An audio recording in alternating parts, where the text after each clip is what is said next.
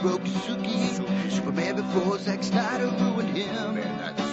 Michael Keaton was the best Batman, while Christian Bale was just deadpan. No one remembers the other ones. Princess Leia in bikini and Transformer Lamborghinis. Please don't let Shia LaBeouf ever act again. Please, God, no. Remembering Tales from the Crypt, back when Michael Bay wrote good scripts. He wrote scripts. All right here is no mystery, 'cause it's the history of bad. It's bad. It's the history of bad. So bad. It's the history of bad ideas. It's the history of bad. It's bad. It's the history of bad. So bad. It's the history of bad ideas. Podcast. Welcome to the History of Bad Ideas, episode number 356. I'm Jeff. I'm Jim. And I'm the intern. Jason is without tonight, and Blake decided to join him. They're celebrating Jason's anniversary together, apparently. That's so cute. I know. Thanks for the invite. Oh. I don't think I wanted an invite for that. Yeah, I'm good. So, intern, what type of outline do we have since I didn't look at anything? We do not have one. All right. These are the best type. In lieu of Jason taking the night off, I decided that it was going to be a wild card episode. Wild card. Oh. So then I suppose we will start this episode with the things we forgot to talk about last week. Yes. I know when we were doing our moment of silence, it had slipped our minds to mention Conchata Ferrell, the actress who is probably best known for 2.5 Men, even though I hate that show and everything about it. She was still good on it. But a quick moment of silence. I liked her. I remember I first saw her on, I think it was LA Law. And Yeah. she kind of, like, as soon as she got on screen, it's like, yep, she owns the screen when she's on. Yeah, I really loved her in Mr. Deeds. She was really good in that. Oh. Any other moments of silences we need to have before we forget? Jim, who did you just say? I can't remember his name, but the lead singer of the band The Outfield. I was just about to sing the wrong song. I almost sang The Cutting Crew. Tony Lewis? Tony Lewis. Uh, Breath of Silence. Breath of Silence. Their big hit was what? Your Love? Yes. And I've still got Cutting Crew stuck in my head. I can't get the right song stuck in my head. Is that the Josie's on a Vacation Far Away? Come around, I'll talk it over. So many things that I want to say. You know I love my girls a little bit older.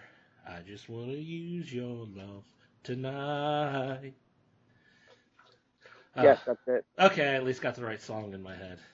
Not I Just Died in Your Arms Tonight. That's the wrong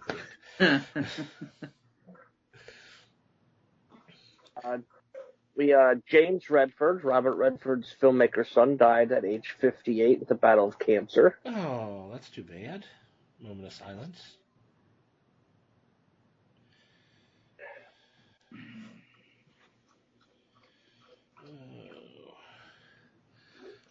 I'm pulling up here. See, and I think Jason threw out a Twitter poll of the week. I just need to find him on Twitter. Yeah, While you're looking that up, we can discuss the dude himself announced that he has lymphoma, but he has a spot on Twitter yesterday. Jeff Bridges. Yes, that is good, unfortunate, but basically says it's a good prognosis. So we'll keep them in T's and P's. That aggression will not stand. Just tied the room together.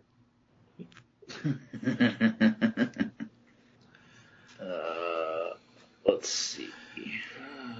I was trying to find the Twitter poll, Jason.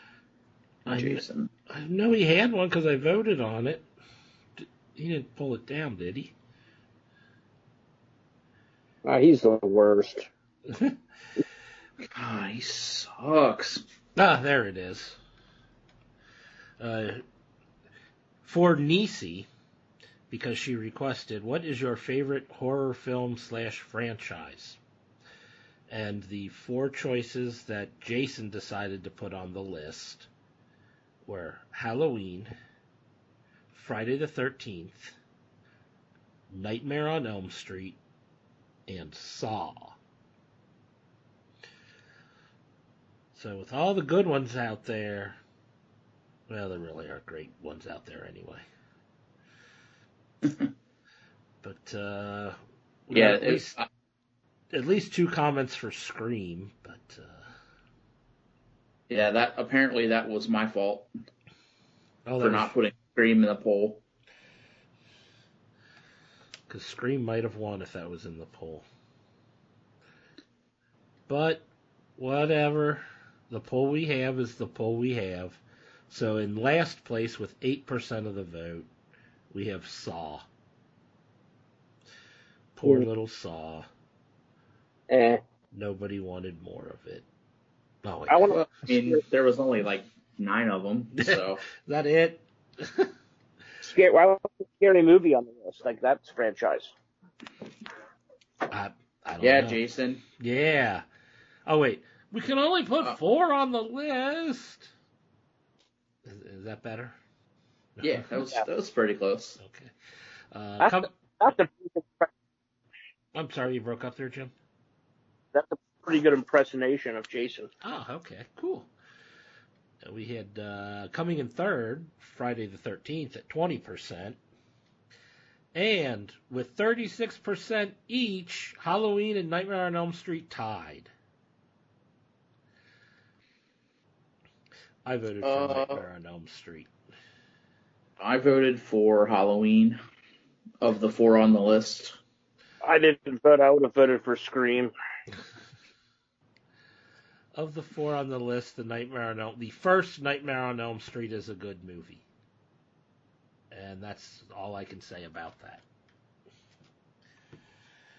I mean, I'm not a big fan of horror movies, as you've probably heard me discuss on the pod waves, but the very first Freddy movie I thought was unique and good, and the rest of them are there. Yeah. But that's my 2 or maybe even 3 cents on the issue.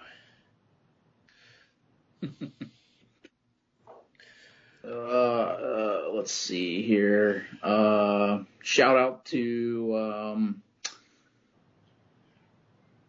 the QuaranCon over the last weekend. Yes. We had a pretty nice turnout for that. Everything went smoothly and had a lot of fun with that. Yeah, and if you were unable to watch us live, I think everything is still out in the internet. I think you can probably find that on YouTube. It is on he did post it to our YouTube channel, and I believe it is also on the Cinema Guys YouTube page as well. So you can look them up there and see some of the fun and interesting panels that were had over the weekend. I want to give a specific shout out to listener Brian Auer, who came on for G.I. Joe trivia and kicked a lot of ass in G.I. Joe trivia. He was 11 for 11. Ooh. No, Jason, we don't need you to jump on to record anything. Leave us alone. Oh, can he hear that? He's not going to listen to it, but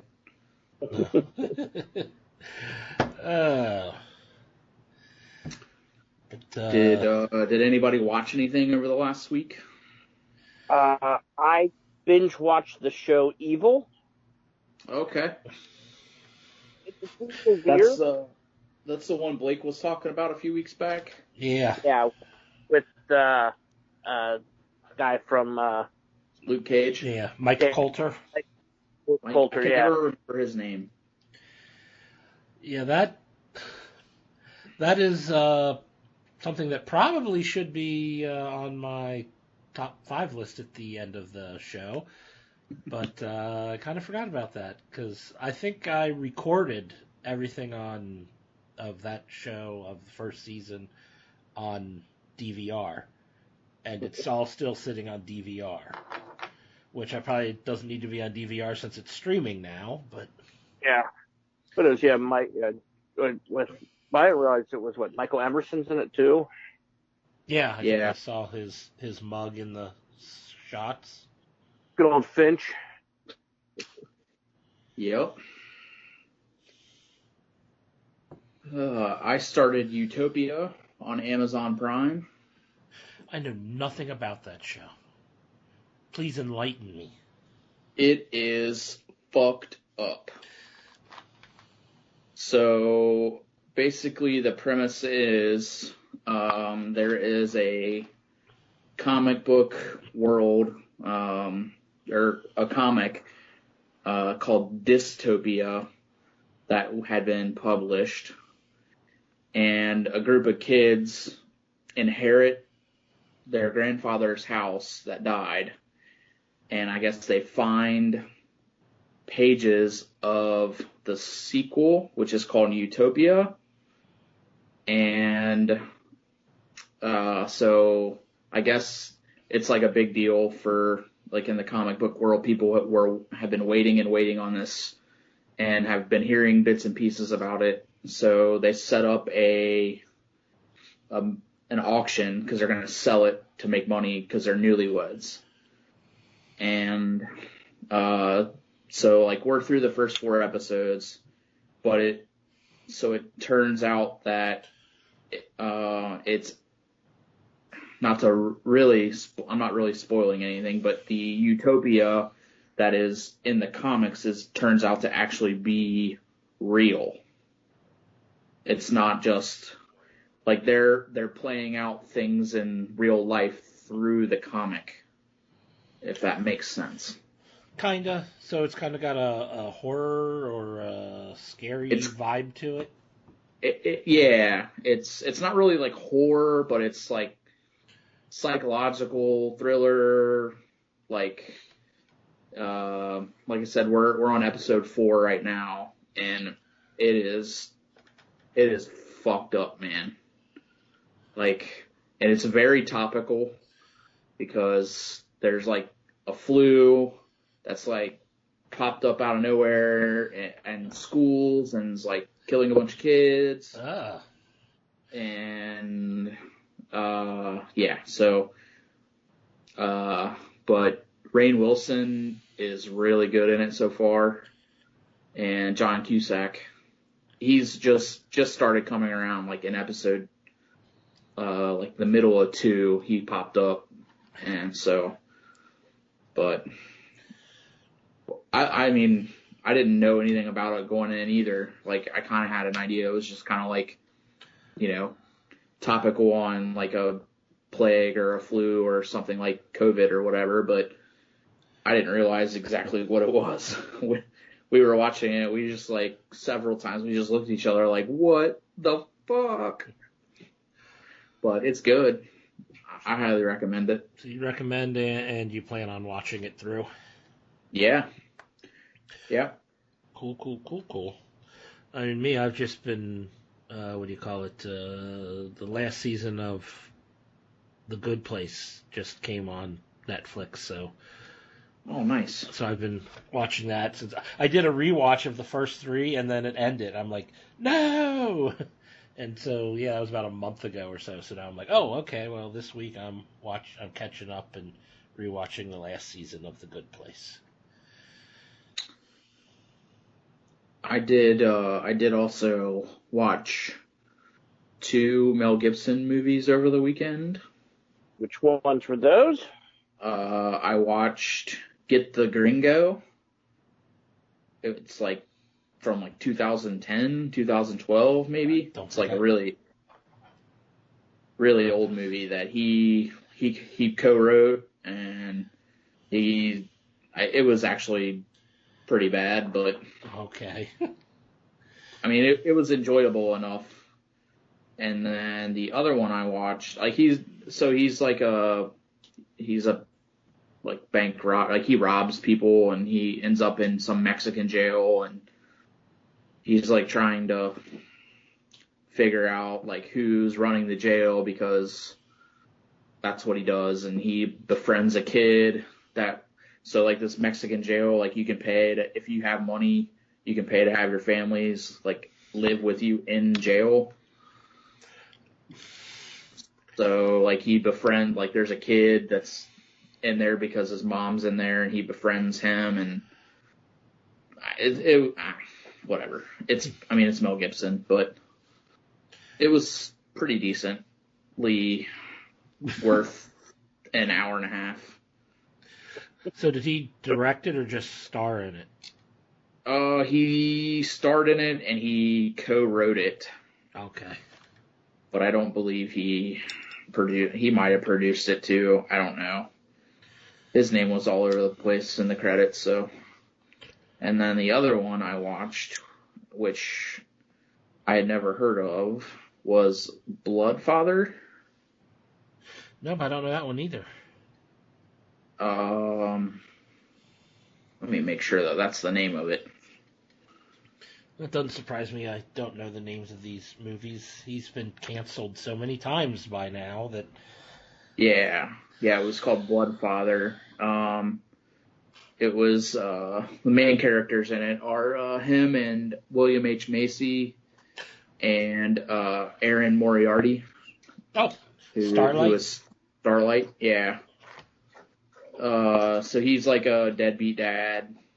She's his daughter who he hasn't seen in a million, forever. And she's like, gets sucked into this gang, and she kills one of the guys in the gang, so they're coming after her. So she goes to him for help, and they bond and all of a sudden are like father-daughter by the end.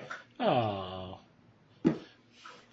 It's just like, I didn't want to like watch anything, like, cause I just one of those like put it on and just kind of like lay there and watch it, not think about, anything kind of movies. So a TV show you would recommend and 2 movies you probably don't recommend. No, not really. I mean, if you're looking for something to put on and not really pay attention to, watch those 2 movies. I can think of a lot of things I can watch and not pay attention to. Right. Jim, you watch anything?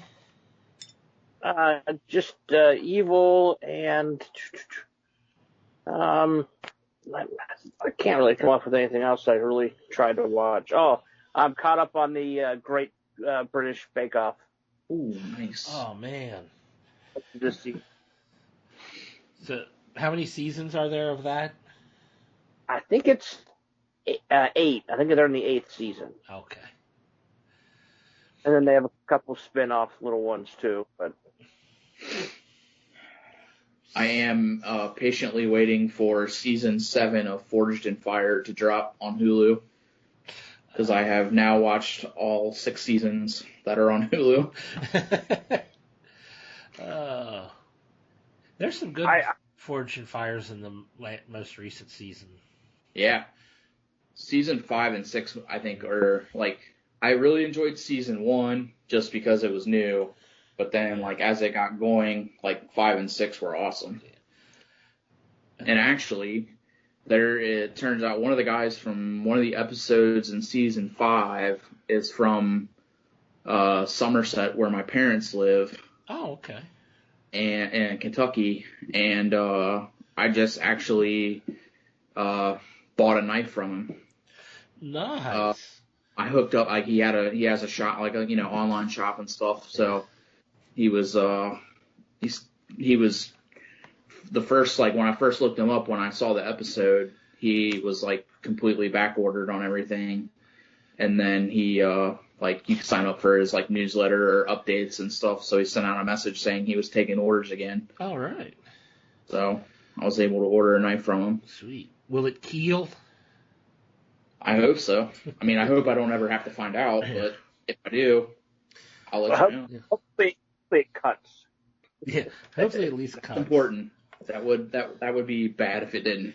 Well, actually, we learned looking up online that Doug Markaitis saying it will keel isn't just him saying kill in a clever way. He is actually saying keel, Keal, and it stands for keep everything alive, because he doesn't actually want to kill anything.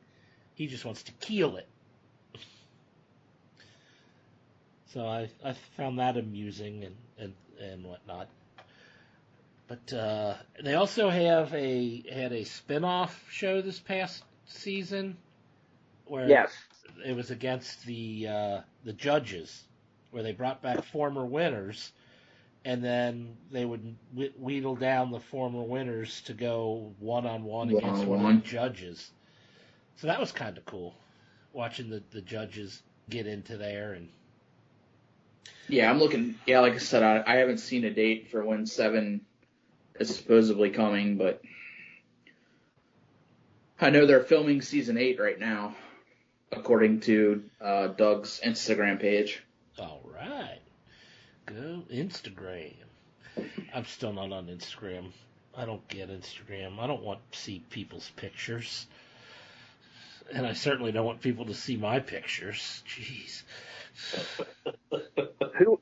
Who was your favorite contestant on Forged in Fire, if you had one? Oh, I don't know if I remember. I'm trying to even remember some of my favorite blades. That one. Can't say Ben Abbott. I can't? Can't. I actually never saw Ben Abbott compete because I didn't see like the first 2 seasons. I didn't start till like season 3, so. I'm trying to remember the guy's name. I can't remember the guy's name, but he was from Pigeon Forge. Okay. I'll look it up. He was like, he kind of reminded me of what was it, the Turtle Man? Remember the Turtle Man? Yep. He kind of reminded me of that guy. Like, just like he was, one of those like personalities that like they filmed and they were probably like, holy fuck, this guy. Yeah, we got to get this guy on.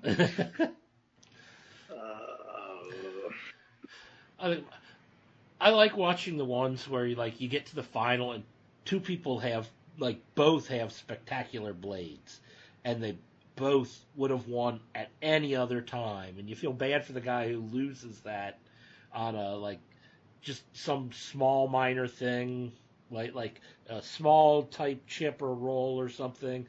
Other times you watch where other people, both blades fail and neither of them should have won, but one guy's blade somebody has to win. Somebody has to win. Your blade didn't break until the 3rd whack, so you win. Right. And it's like you feel bad. The guy's name was Robbie Bowman. He was in season 4. Season 4, Robbie Bowman from Pigeon Forge, Tennessee. Yep. My favorite, probably, maybe the Master Bladesmith they had on there, Bert Foster. He's been on 3 times, and I believe has won 3 times. Ooh. I just think it's such a cool show because like sometimes they get guys who are, have been doing this 50 years, and then they get like a guy who is like I learned last month. Yeah, he's like, he's like a data processor, like 9 to 5, and then he's got he bought a forge off eBay, and he's just like making knives like when he's bored, like the range. Part-time bladesmith for 3 months now. Yeah. And we're going to make you do a canoe Damascus using 4 things. The guy's like, I got a hammer. There was one episode I liked where they gave him the choice. You can do it old school or new school. And the 2 old guys? yeah, and it's like, okay, you can't use any electrical tools if you're doing it old school, but what you need to make is, not as difficult. But like these guys, these older guys, it's like, you're going to give out in 2 hours of just pounding. Yeah. And I was like, oh man, no, go for the new stuff. Make a cool Damascus pattern. Come on, don't just sit there and try and pound. Like, I remember the one thing that about that, how people that they choose and how cool it is to see like make to the finals. Like, it was early, probably season 2, season 3. Like, one of the guys that made it to the finals, he literally didn't have any forging tools. Like, he had a fire pit in his backyard that he filled with coal to get the blades hot, and he had a very small anvil and the hammer, and that was it. Wow. He didn't have a quench tube or anything. So when he got down to quenching, he dug a trench in his backyard and dropped it down into the mud, got it wet, and then dug it out and then covered it back up with the mud just to cool it. So it's like you got guys like that who, he didn't win, I don't think, but obviously the $10,000 for him could have been, getting his business off the ground. He's literally doing it with nothing.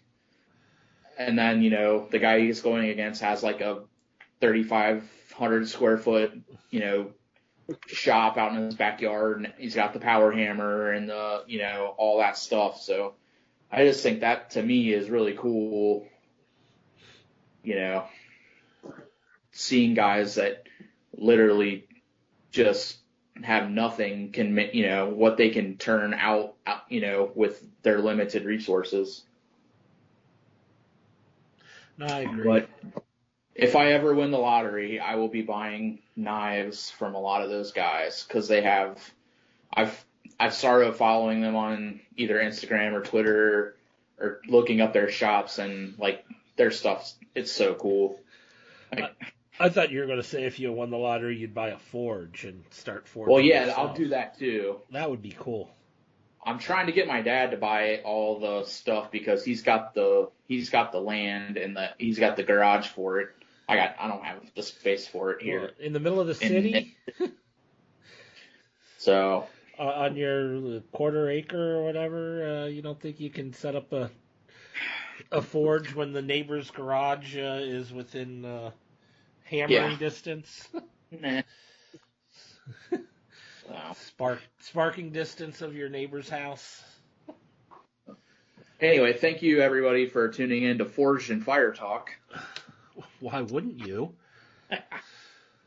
The other thing that I forgot to watch was that shitty ass Bengals game on Sunday. That was awesome.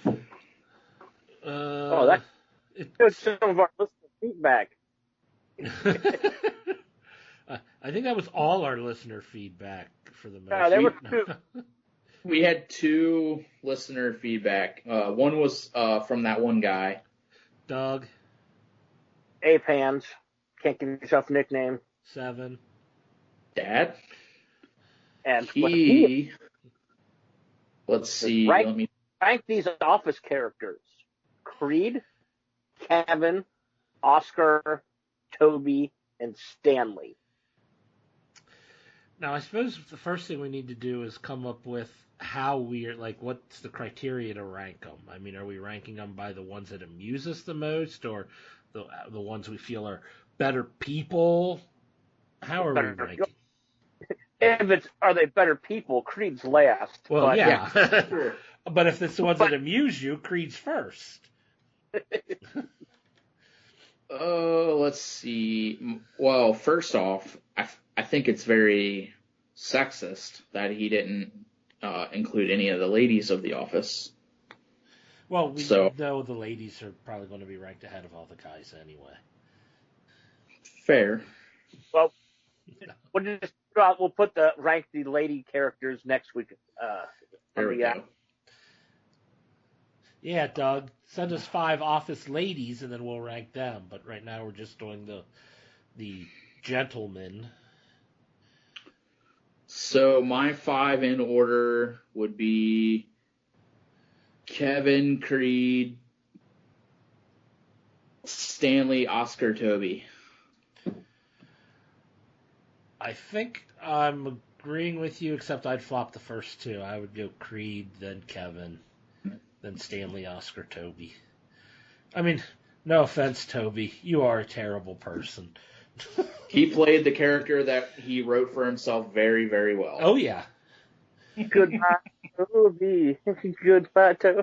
I love how that song has been completely hijacked by The Office. Yeah. Yeah. Yeah. Goodbye, Stranger? I don't know that. I know the Goodbye, Toby song.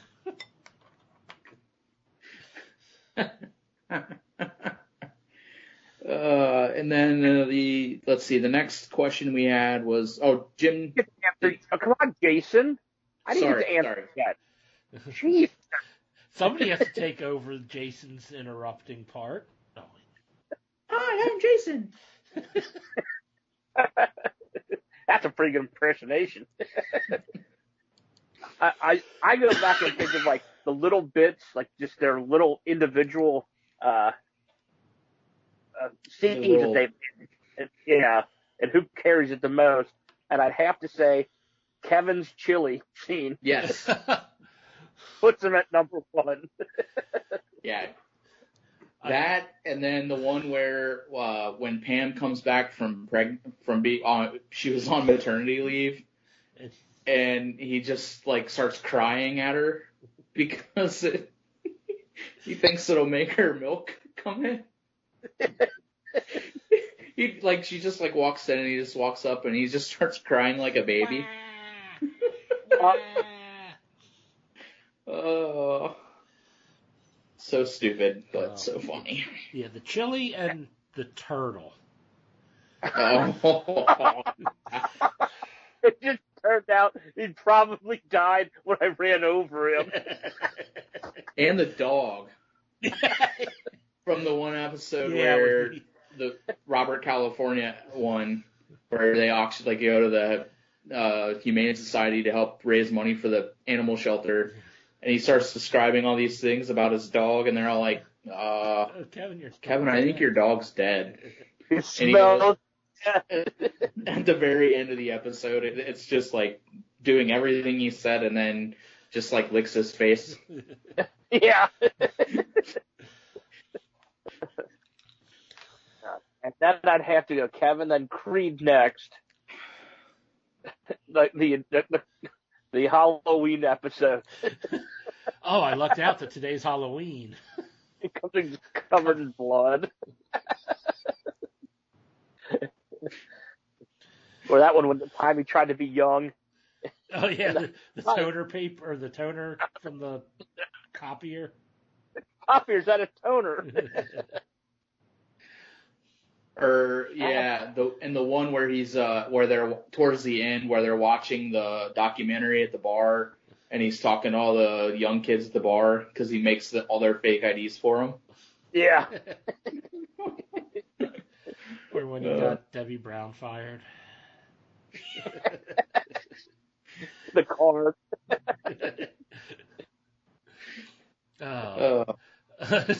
I've been part of a cult as both a leader and a follower.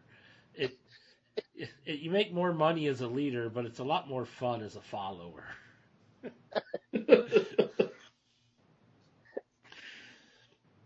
Then next I have to give Stanley, him and the meatballs. That was good. The meatballs. We're not going to need meatballs for at least the next 6 months.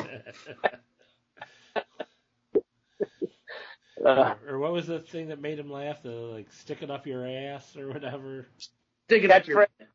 Stick it up your butt. That's his new phrase he learned. Yeah. Yeah. Oh no, the best Stanley was Pretzel Day. When it's like somebody tries to cut in line, oh, ain't no way. Pretzel Day. I work here 365 days a year, and there's only one thing that gets me through the year, and that's Pretzel Day. And I like when he took Ryan on to sell. Ha! Ha! I'm going to let Ryan give you a sales pitch while I do my crosswords. Ha! Ha! Oh. Did I stutter? Yeah, that. Ooh. That's that was uncomfortable. Let's see, Oscar moments. Honestly, the moment disappoints me most with Oscar is when he tells Michael about all the things that the corporate should be doing to save their neck. So when Michael gets called out to the conference, the shareholders meeting, and then he calls Oscar up. He's like, "Come on, Oscar, tell me what you're." And Oscar just chickens the shit out. It's like, "Oh, Oscar." Yeah. It's like, come on, you're going to lose your job anyway. Throw shit out. Trying to think. Oscar convincing Andy to call Angela when they're in Canada. Oh. Ask him what sex yet.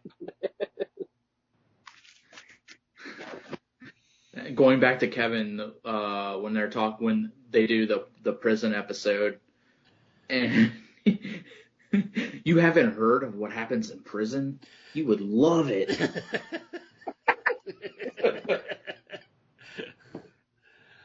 Oh man. Yeah, when Oscar's out sick and Dwight doesn't believe him, so he investigates and finds out he's not really sick, but doesn't catch on to the fact that he is gay. Hey.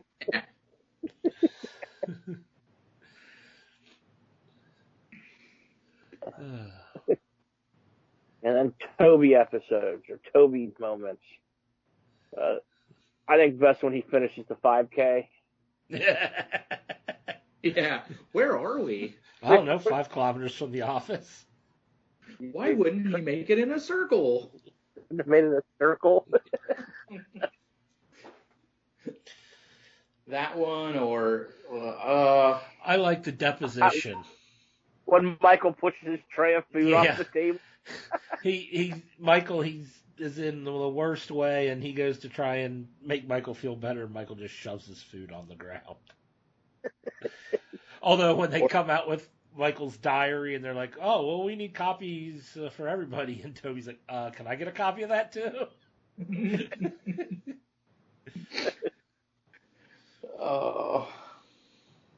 Michael's retirement gift was a rock and suck on it.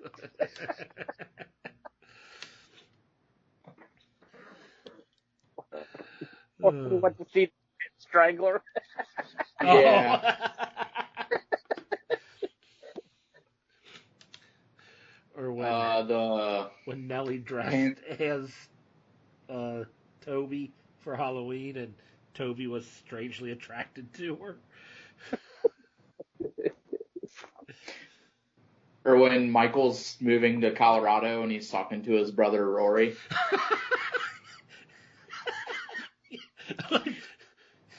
Like that would be a good thing to. Yeah. He's like, "Ooh, I could take him some of my jams and jellies."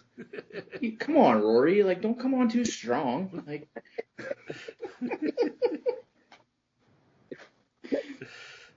Or when he offers his room to Michael at Jim and Pam's wedding. Oh, yeah. You're going to die alone.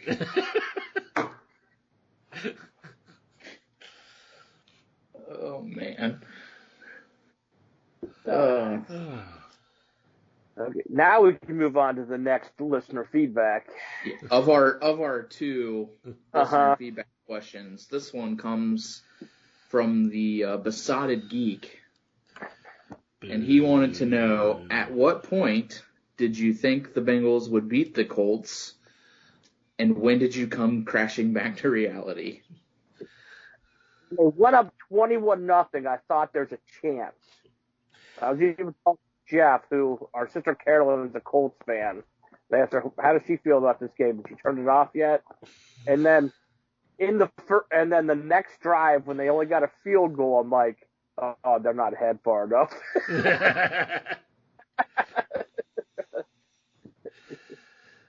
Well, I had a little more confidence. I thought, oh, they're up 21 or 24, and then the next thing I know, it was like 24-21, and I'm like, oh, they gave it all right back. I don't think they're going to win.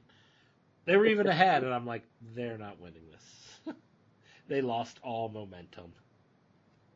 I think it was 24-7, and I'm like, oh, they're going to lose this. Yeah, 24. Yeah, it was 24-10 because they kicked a field goal, and then the Bengals didn't score, and then they scored a touchdown, and I thought, here we go. And we got outscored 31-6 after the first quarter. Although I do remember watching the game, they said the Bengals had yet to score a touchdown in the first quarter, and the Colts have never given up a touchdown, or on the first drive. First drive. The Bengals hadn't scored a touchdown on the first drive, and the Colts have not given up a touchdown on the first drive. And it's like, oh, they've got a chance. But no, Besotted Geek sitting over there in his Pittsburgh, I don't even know what I want to say about Pittsburgh, but is purposely just mocking us. Yeah. That was rude. I didn't like it. That was very rude. I know. Well played, though. I appreciate the gamesmanship. See, I think sore winners are terrible, terrible people. I like on the interactions with him and like Doug when they pick two of the biggest cheating franchises, to compare who won more and who cheated more. Yeah.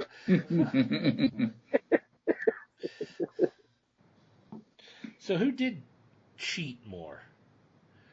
On the list of the franchises, like the most cheating franchise, and I saw on a list that was made, Pittsburgh was number 2 on the list.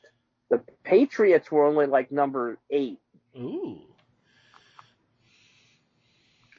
Yeah. Number 1, Denver Broncos. Denver Broncos.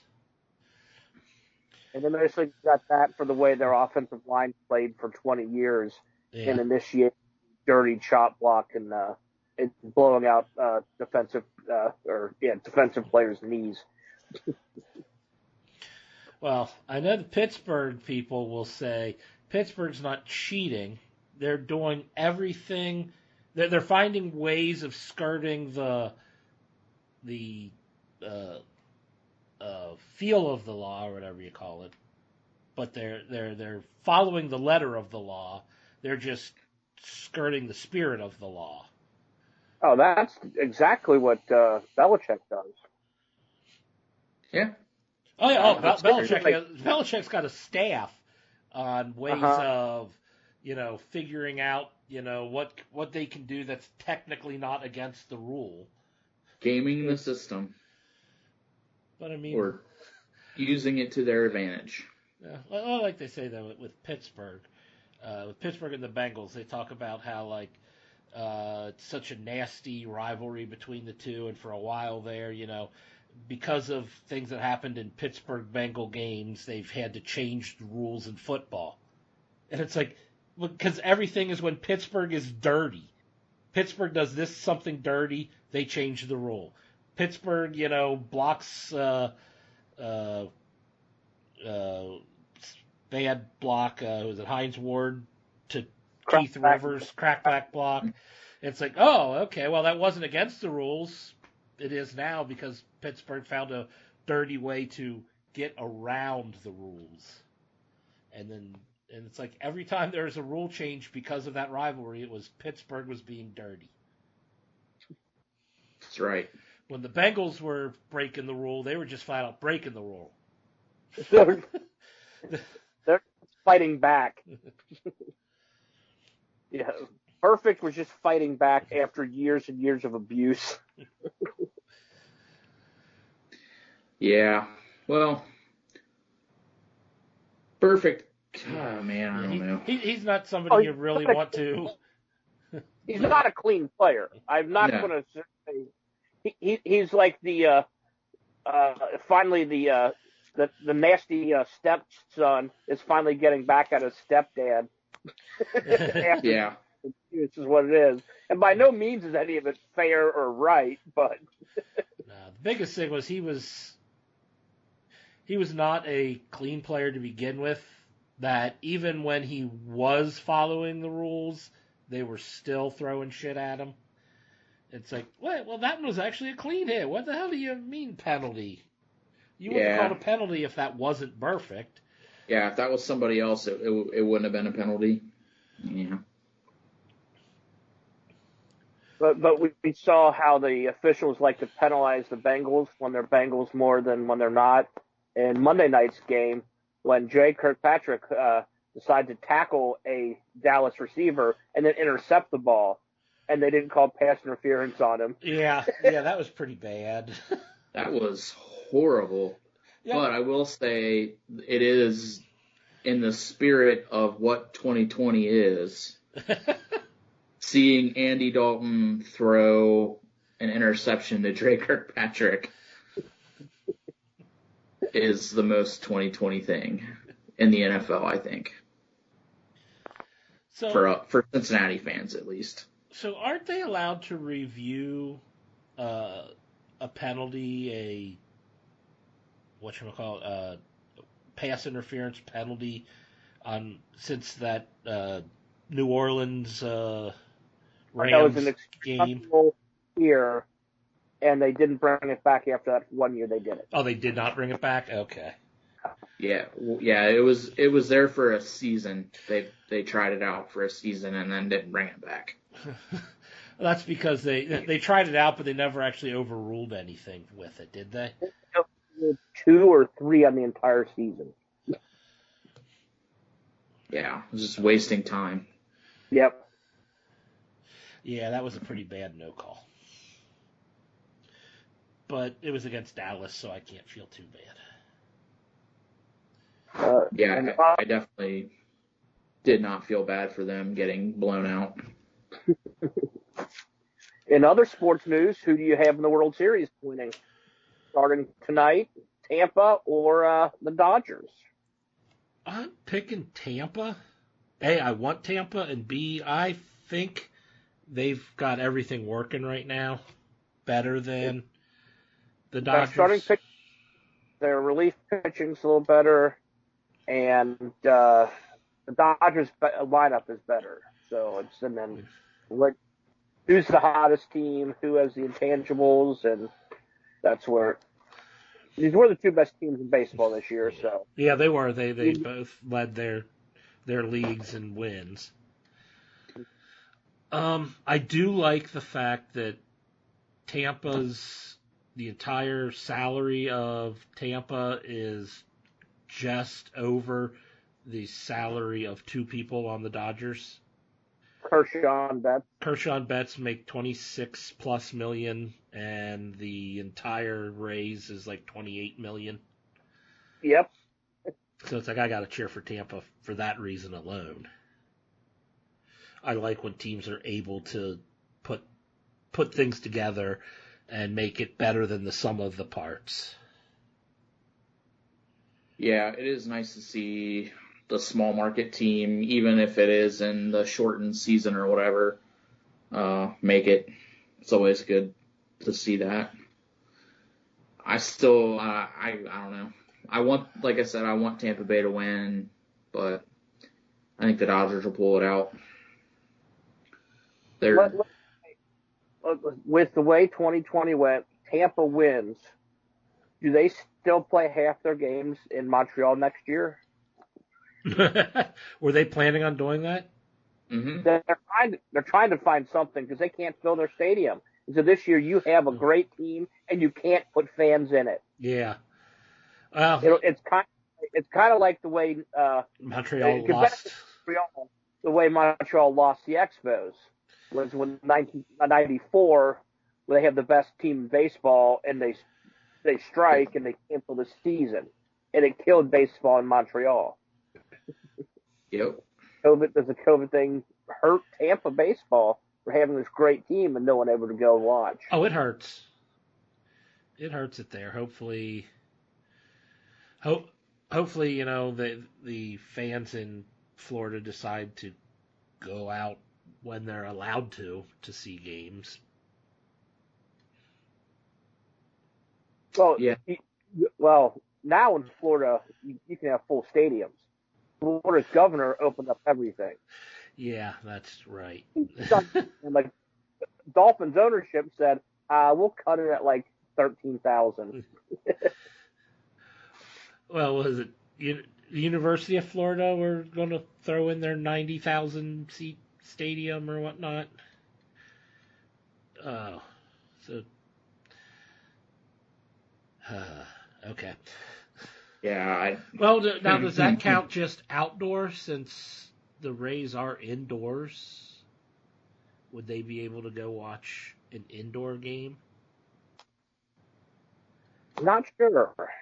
Yeah, I'm not sure how that would work either. Can they open it up at all? I think so. Like you have in Indianapolis with their football stadium, they can open everything up. They can open up the windows, and so you can make it an outdoor feel and still have air and still have the fresh air blowing through. I don't think they have windows other than just the entrance doors. I mean, yeah, this was built in the late 80s, early 90s, and they didn't even have a tenant when they built the was it Thunderdome when they built it, Tropicana Field now. Yeah. They built it hoping to lure a team there, and they almost had the Giants move until baseball told the Giants they weren't allowed to move. But then they put the expansion there, and it was immediately an outdated field. Yeah.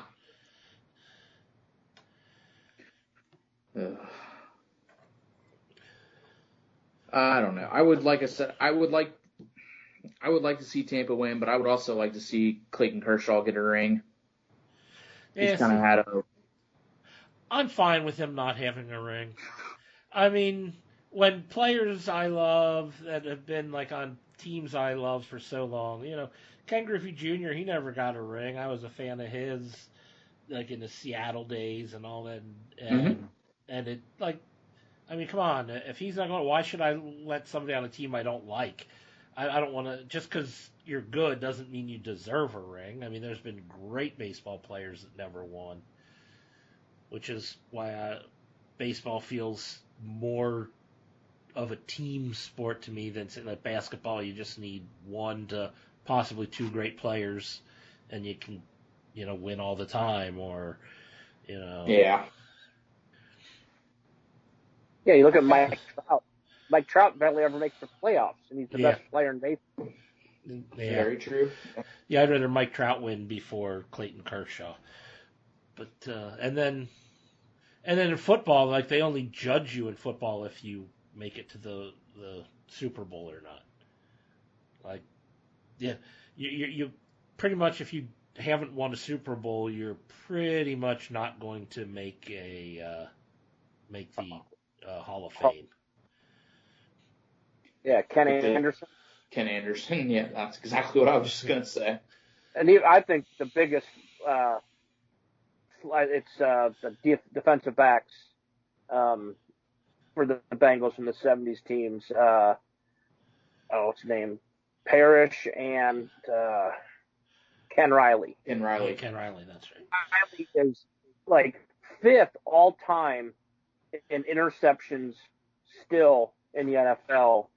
And everybody who's eligible, who's not active or not in the top 15 is in, except for him. Yeah. And everybody talks about, well, he has all those interceptions because he played with some great guys and they threw at him a lot more. Like, okay, then the guy who played across from him, Parrish, why isn't he in there? Yeah. He was that good. Yeah, he's that good that they won't even throw at him. He should be in the Hall of Fame just for that, then. It's that argument. How about the other guy then? I'm hoping they get a push and get those guys or somebody like Willie Anderson, who had a great career as a tackle. The Bengals were terrible, but they always had a running back rush for 1,200 yards because they had these pretty good offensive linemen that helped them do that. Yep. Like Corey Dillon. Yep. Rudy Johnson. Yeah, Corey Dillon is still he has the highest season rushing record for the Bengals at almost 1,500 yards the one season, and that was behind Willie. And yeah, didn't Dillon have the rookie rushing record for a game and then the overall rushing record? He had both of them at one time, and then they've since been passed. But I mean, it's it was a couple years, and it was Jamal Lewis. Okay. Came by in his rookie year and just rushed for almost 298 yards. Yeah.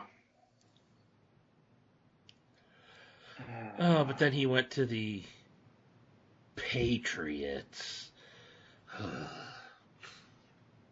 Where is Ross going to play next?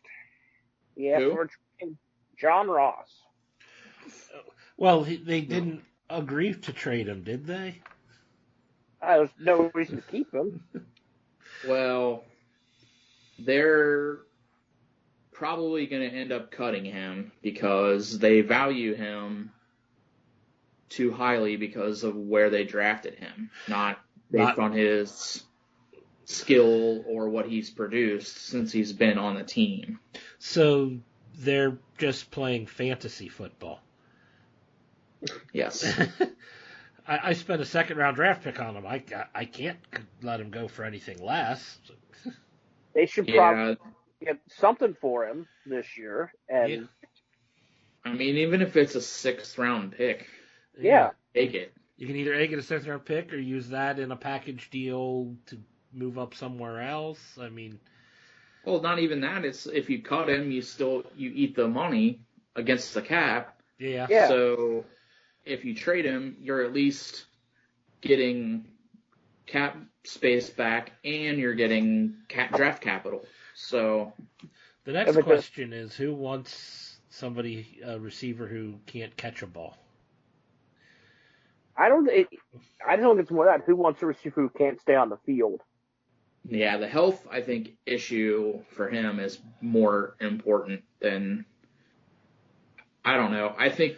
Well, come on, Jacksonville took Tyler Eifert, so Jacksonville will take him. No. Well, Eifert was a Pro Bowl tight end. John Ross was never a Pro Bowler. He never had a season like Eifert had. Honestly, I just don't understand. I somewhat get it. I just wish that they would. I mean, this isn't just John Ross. This is most of now. The Bengals have these 6 or 7 guys left from when Marvin was still here that are very unhappy with their roles going forward, which you have to expect when you change over coaching staffs.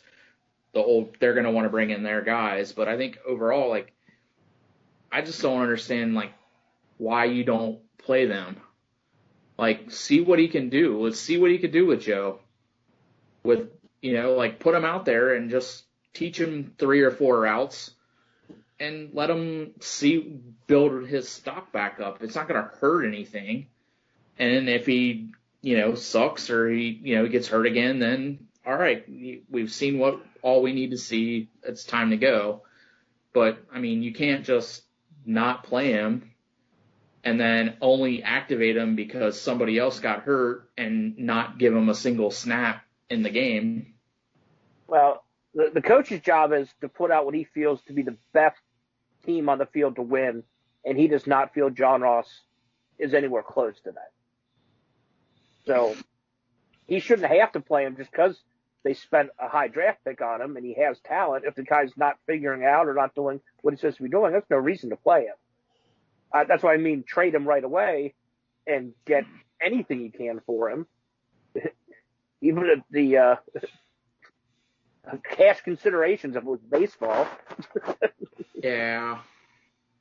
I don't know. I mean, I just feel like with the offense that they're trying to run, a guy like that can open a lot more things up than Mike Thomas. Like, I don't know. It's very frustrating to me.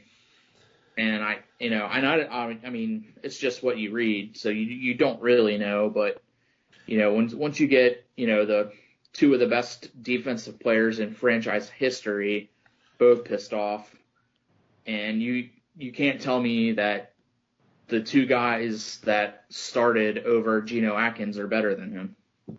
They just signed him a week or two ago. They signed Jake Williams that week. Yeah, and they started him over Atkins. Like, I mean, it's what is Atkins' health though? That's one thing. He's not happy, but is his injury preventing him from actually playing at a high level? If it is, then you don't want to play him. But if it's not, then not. But if he's still hurt, he shouldn't be active. They are. I understand that they're thin, going down. But these are they're playing. They're like their sixth and seventh defensive tackles now. Right, and they just re-signed Marcus Hunt, who is coming back. Because I mean, but if they're if he's not healthy, the guy they cut for him didn't get any opportunities either. Yeah, he played well last year, but he played defensive end. He moved inside and outside last year, and this year he didn't get a chance with Brown. Yeah, I just don't get it. I mean, if there's I kind of felt this way when he missed the first 4 games and didn't, they wouldn't put him on the IR. I felt like it was probably just because they needed him, or they were hoping that it wasn't as serious as it was and he was going to be able to rehab. But, I mean, if he's still hurt, there's no reason. I mean, don't keep him active and play him 12, 15 snaps a game. Like, all right. What I want to know is, do you think we significantly answered Besotted Geek's question about the Bengals? Yes. No, not yet. Not yet? More Bengal talk? More Bengals. He asked us about the Bengals. He's getting a full dose of Bengals talk. That's right. I'll go 4 hours if we have to.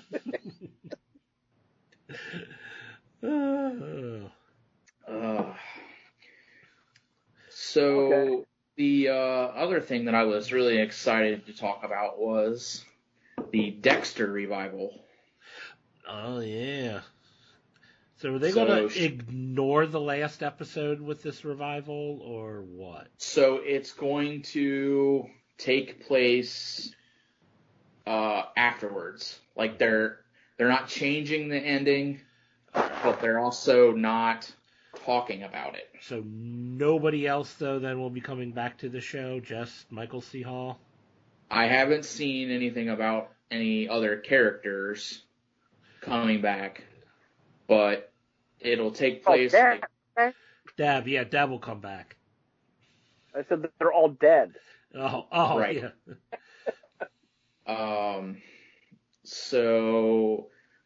Yeah. So it'll pick up like, how many ever years later, 12 years later, and it'll be from there forward, and it won't like they're not gonna go back and why they turned him into a lumberjack and completely pissed everybody off. But so I'm really excited about it for one reason, and it's that they're bringing back the original showrunner too, from like the first 3 or 4 seasons when it was at its best. Yeah. Right. So Lithgow season. Where are they going to set the new season in? What's that? Is he going to be a lumberjack killing people? Well, I don't really know. Like, they haven't really. Yeah, that's all I was. Where's this going to be set? Yeah, I don't really know, but I doubt it'll be in Miami-Dade County. Yeah, police, he really can't.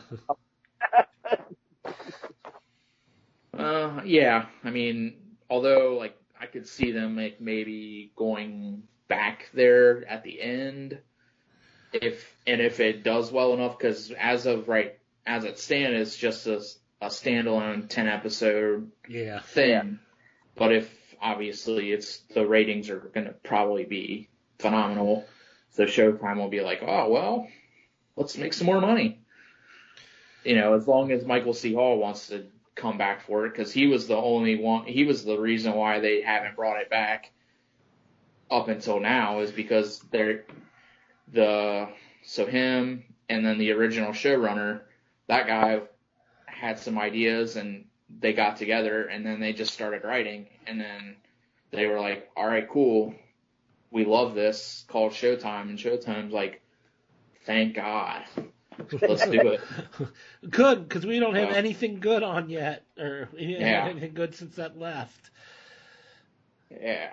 So so it'll start shooting in the winter of this year and debut in the fall of next year. All right. So we just gotta hang on till fall of 2021. We'll have some Dexter back. So we don't have to get Showtime until next fall. Okay. Yeah, you don't have to worry about it till next fall. Time has a few good shows on it now. I mean, it's Succession.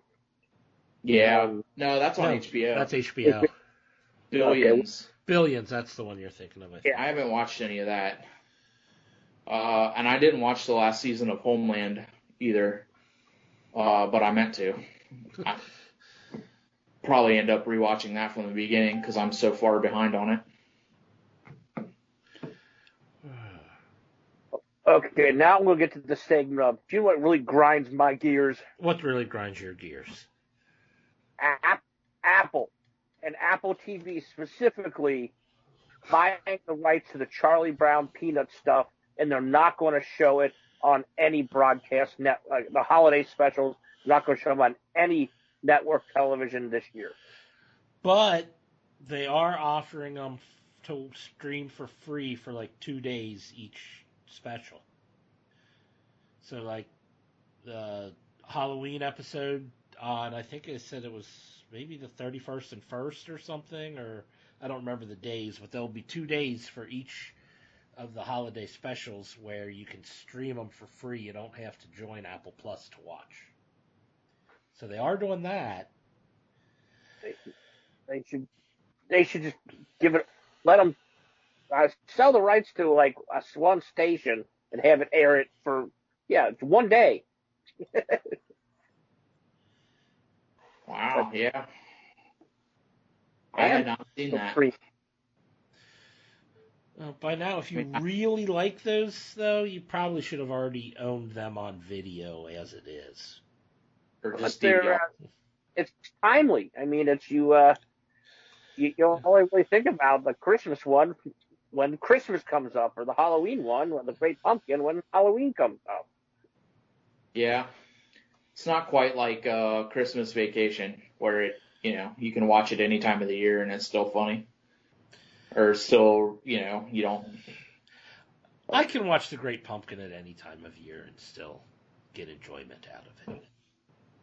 I got a rock.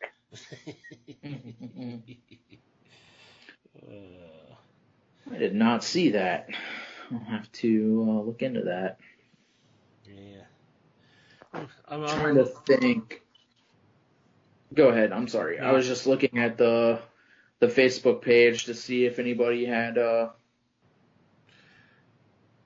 sent anything in. More listener feedback.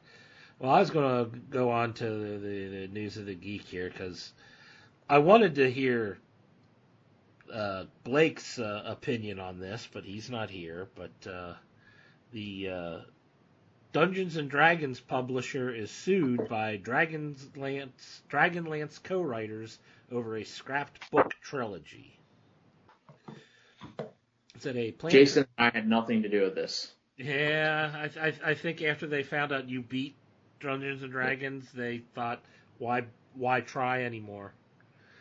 But yeah, planned trilogy of Dragonlance novels has become the basis of a lawsuit between a pair of popular fantasy writers and Wizards of the Coast. Last week, Margaret Weiss and Tracy Hickman, the co-creators of the popular fantasy series Dragonlance, filed lawsuit the Western District of Washington against Wizards of the Coast, claiming that the Wizards had breached a contract related to the planned trilogy of new Dragonlance novels. 25-page complaint notes that Hickman and Weiss entered into a licensing agreement to work on a trilogy of new novels, the first two of which were titled Dragons of Deceit and Dragons of Fate. After a manuscript had been turned in for the first book and substantial work on the second planned book was underway, Wizards of the Coast told the pair they would not need any new drafts for the books or subsequent work for the trilogy. According to the lawsuit, effectively terminated Wizards of the Coast contract with Weiss and Hickman with no reason given. The lawsuit claims that Wizards canceled their licensing agreement because of a series of well-published controversy involving Wizards of the Coast over the company's hiring practices, as well as several controversies concerning racism in its Magic the Gathering cards. Per the filing, Weiss and Hickman are requesting a jury trial and claim that Wizards' actions has resulted in damages excess of $10 million. Whoa. So I can't wait till it goes to trial and Wizards of the Coast are there and they get the jury trial and their only thing is like, in evidence, we're going to put this copy of their book they wrote. It's horrible. Read it. That's why we don't get any from them. We don't want to publish. We got a whole book and a half a book, and we don't want any more. It has nothing to do with anything else. This is just really bad. Well, if that's their, yeah. I just know Blake has been clamoring for more Dragonlance, and I wanted to hear his take on this. Well, after he listens to this, I'm sure he'll talk to us about it. Well, because it was great. Jason wasn't going to be on the show, because Jason actually cares wit about this. I mean, he's already beat Dungeons and Dragons. He doesn't need to read books about it. But I just, they are two of the most well-known authors of Dungeons and Dragons. And, the Dragonlance setting has been huge, and besides the books, within the gameplay itself. So, yeah, the fact that there's a fallout between the publisher and the authors is not good. Interesting. I have a story. And what is that? U.S. spacecraft touches asteroid surface for rare rubble grab. The first time that the NASA is able to land something on a moving asteroid. Whoa! And a NASA spacecraft descended to an asteroid Tuesday, dodging bullets the size of buildings, momentarily touching the surface to collect a handful of cosmic rubble for return to Earth. It was the first time for the United States. Only Japan has scored asteroid samples. Touchdown declared control announced, cheers and applause. Sampling is in the process. Confirmation came from the OSIRIS-REx spacecraft as it made contact with the surface of the asteroid Bennu more than 200 million miles away, but it could be a week before scientists know how much, if much of anything, was grabbed and whether another trial will be needed. If successful, Osiris Rex will return samples in 2023. Oh, it slipped through its fingers. Oh.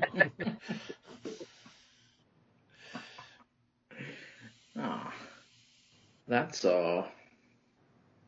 cool. Cool. In a time where science is completely being fucking ignored, it's nice to hear some good stories about it. Just wear a mask.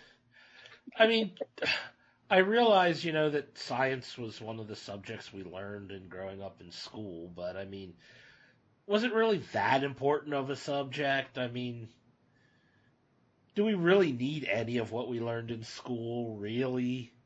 I mean, can't we just assume everything based on our own feelings? Well, you see where that's gotten us right now, Jeff. What would happen if you went into like a science class, you had a science test, and you just answered however you felt? Would you pass? Yeah. Yeah, I wouldn't pass science, but then again, who needs science? I mean, it only tells you how things work. It's not like that's important or anything. No. No. No. All right, even that was hard for my brain to say. The other thing that I saw that Jason posted earlier today was that November 1st, Dawson's Creek's coming to Netflix. Minus the theme song. The theme song. Minus the best part of the show. I don't want to wait for our life. No. Sorry. We don't have the rights to that. Oh, wait. Here, I'll sing it the way Jason would have sang it. I don't want to wait for our lives to be over. So they can't claim that that's the Dawson's Creek theme song. That's why he does. That's why he sings it all that way. No one can say he's actually stealing. Yes. You don't have the rights to my song. I wasn't singing your song. Did you even listen to what I said? There is no way in hell that was your song. I don't think a single note was the same as your song. And then following up from last week of we were talking about The Boys and looking forward to season 3, and I think towards the end of last week there was an article that came out that said season 3 is going to feature basically a twisted version of the Avengers, is what they're kind of like their main plot is going to be about. And I knew this, but I forgot it, that Jensen Ackles is coming to season 3. Season 3. And he'll be playing the Captain America Soldier Boy role. So. But he's probably a bad guy too, because all the superheroes are bad guys for the most part. Not all of them. I mean, you saw Maeve had her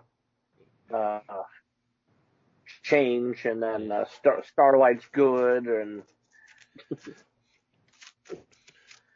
let's see. So Soldier Boy is the eventual leader of the group, which also includes several other direct riffs on other Marvel comic heroes, even some that have been referenced in the Amazon series. The other members of, I guess the group is called Payback, are Tech Knight, which is Batman. I was guessing Iron Man. But... let's see, a Batman Iron Man-like character that was mentioned in season 1. The Crimson Countess, who is a Scarlet Witch analog that was also teased in previous episodes. Swatto. The boys' version of the Wasp. Mind Droid, who is the version of the Vision. And Eagle the Archer, a parody of Hawkeye. Eagle came in last episode or last season. Season 2, sorry. Yeah. So that's kind of what they're looking at for season 3, which actually kind of sounds pretty cool. Yeah, it does. So if they would like to go ahead and release that right now, I would appreciate it. Yeah, just do it now. Just film it live. Don't edit. What they also say, they're going to bring back Madeline Stillwell's baby. It's going to return. Teddy's going to return. We'll find out what happened to Teddy. Expect to see the love sausage again.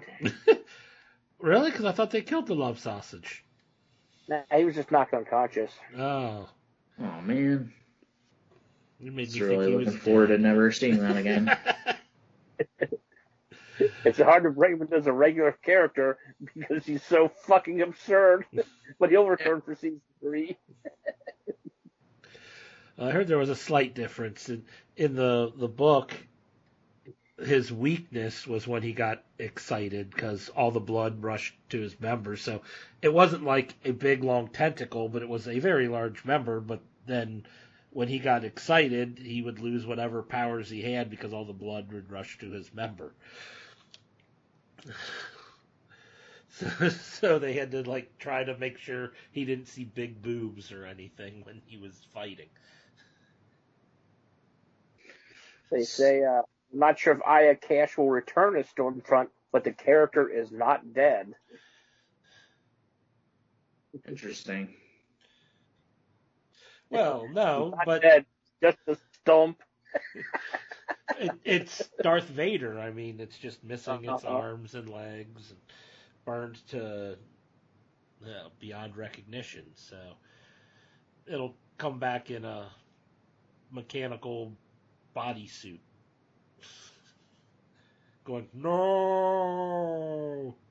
Or can she heal herself? Can she regenerate? She can, because, I mean, you saw it when Homelander, shot his lasers on her chest, and she did regenerate, so. These are my tits.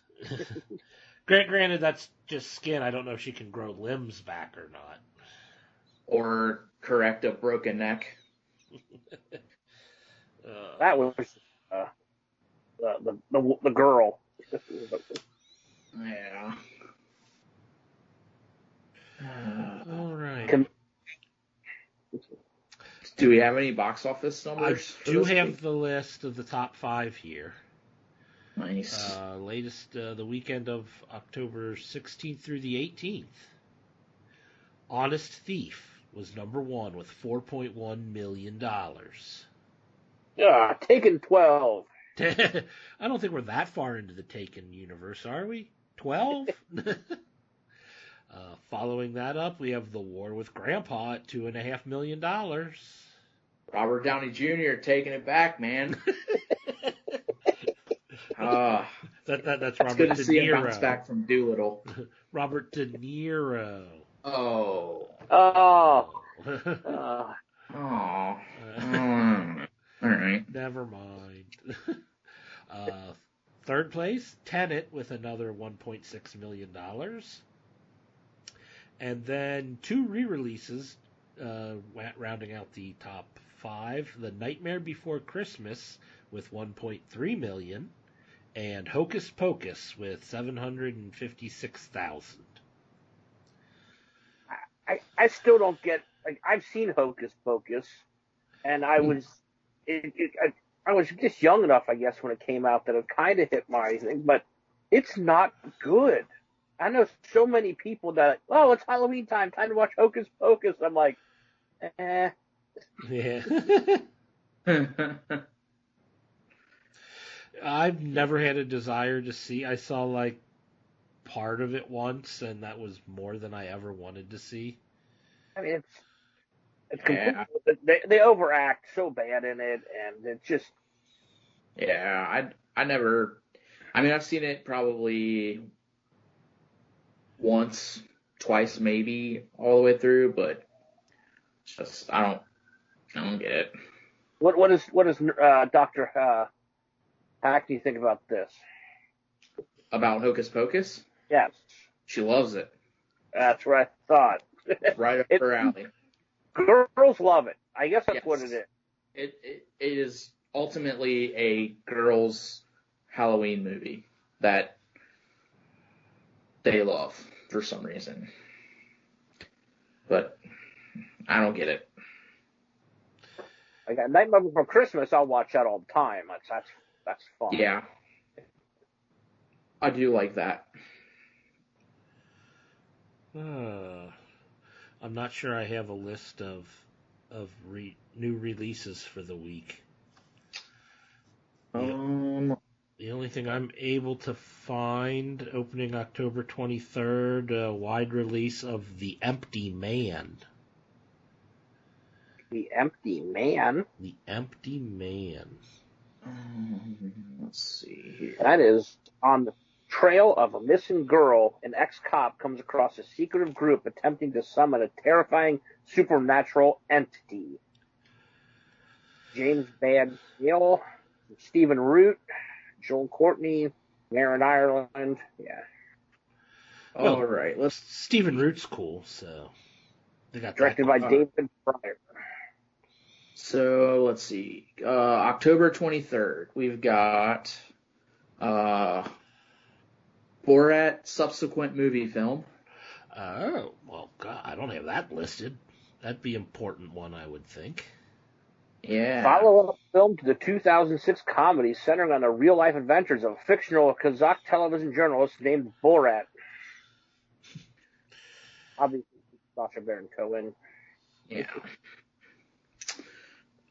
We've also got Friendsgiving, which is Malin Ackerman. That is Molly and Abby, along with their crew of close friends and acquaintances, host a dysfunctional, comical, and chaotic Thanksgiving dinner. Malin Ackerman, Kat Dennings, Aisha Tyler, Christine Taylor, Jane Seymour, Chelsea Peretta, Ryan Hansen, Dana Lorenzio, Dean Cole. Okay. All right, so this movie is basically a bunch of stand-up comedians and actors who didn't have anything to do, and they all got together and filmed a movie.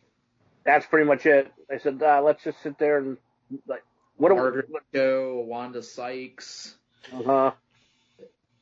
Yeah, it's like literally all stand-up comedians, which is awesome. Good for them. Written by Nicole Paone.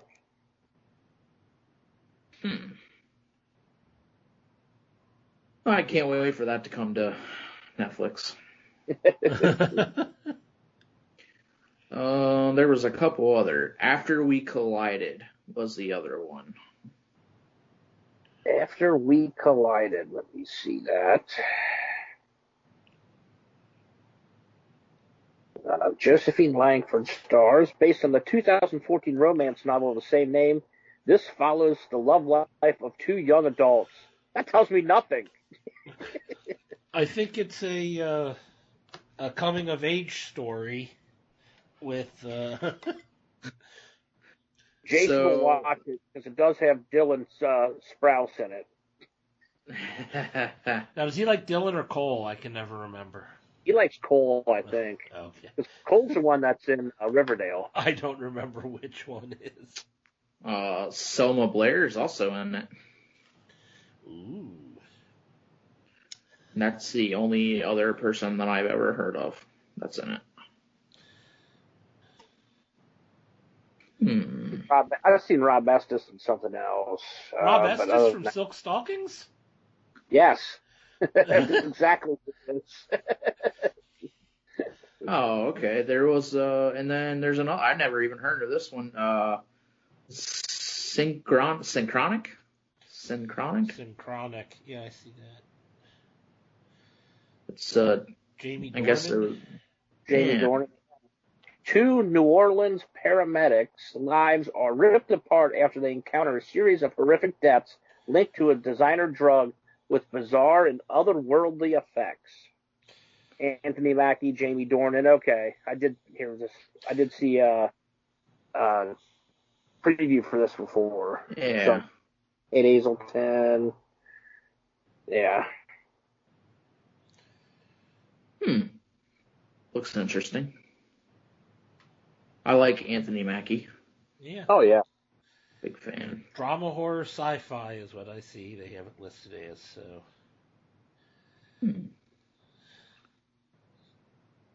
So if there are any movie theaters around you that are open, those are the movies that are coming out.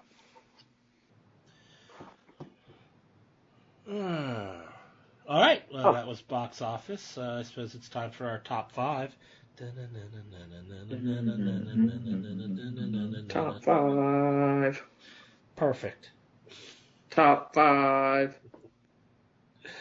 Oh. So, Brian didn't want to do our top 5 list of favorite top 5 lists. So. Basically, because I didn't have enough time to go back through and do enough research to figure out what my favorite top 5s are. But so we are going to do our top 5 TV shows or movies in our streaming queues that we haven't watched yet. So it's stuff that we know we want to see. We just haven't gotten around to, because at least for me, it's sitting in my queue. I saw, I want to watch that. Put it on my list, and some of them have been sitting there for years, some of them weeks.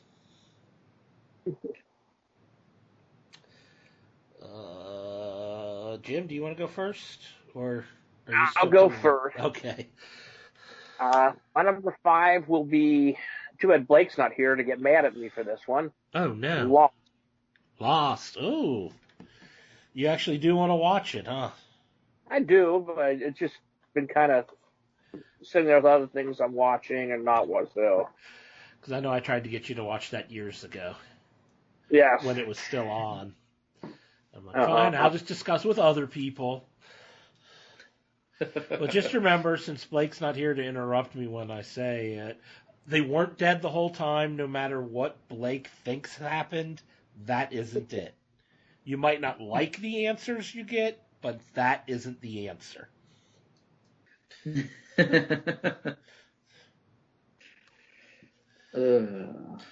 Let's see here. My number 5 is the film Greyhound. It's the new Tom Hanks movie that came out on Apple TV. Oh, I am unaware of this one. Yes. It looks very, very good. It is... Is it about dogs or buses? It's about neither. What? The drink. Yeah. It's about the drink, the Greyhound. It is a World War II story inspired by actual events. Tom Hanks plays Captain Ernest Croust, who leads an international convoy of 37 ships on a treacherous mission across the Atlantic to deliver thousands of soldiers and much-needed supplies to Allied forces. And his ship is called the Greyhound. Ah. Yeah. Could be good. Tom Hanks and World War II go pretty well together. So. Not as good as Brad Pitt in World War II, though. True. Or is that World War Z? Oh, I was thinking of the Tarantino movie, Inglourious Bastards. Or was it Fury? Was that World War II, Fury, or was that World War I? That was 2. That was 2. As okay. well. See, Brad Pitt in World War Z. You're right. Fury was very, very good, actually. All right. My number 5, I've got The Witcher. I still have yet to watch The Witcher. I think I started the first episode, but I didn't get into it yet. Everybody I know who likes the kind of stuff that I like says it's great, and I would love it. So I need to get back into it. Yeah, you should watch that. My number 4 is Disenchantment. That's fun. Yeah, the Matthew Groening, the Simpsons and Futurama creator, doing a what do you call it? Fantasy realm type show, and I really love Futurama. And that hadn't overrun its course like The Simpsons has, but I'm hoping Disenchantment, like I said, catches the feel that Futurama had during its run. It's funny. You'll enjoy it. Let's see here. My number 4. Did you give your number? Yeah, you just went number 4. Yeah. My number 4. Looking through Netflix, I'm gonna say Mindhunter. I still need to watch season 2, but season 1 is really good. Yeah, we started it, but we only watched the first 2 episodes, and that was like 6 months ago, so I don't remember any of it. So it's definitely on the list that we want to get back to. So on my number 4, let's see. My number 4 is I started the first couple episodes like 2 or 3 times, and still it's Broadchurch. Oh yeah, I watched about half the first season, and I didn't get back to it, and then forgot all about it. But it was really good what I saw. I episode 1 again today, so hopefully it'll push me back into it. Is that the show that Fox did that they did one season of it and it was like it was based on that? Yeah, it was. What was the name? I can't remember.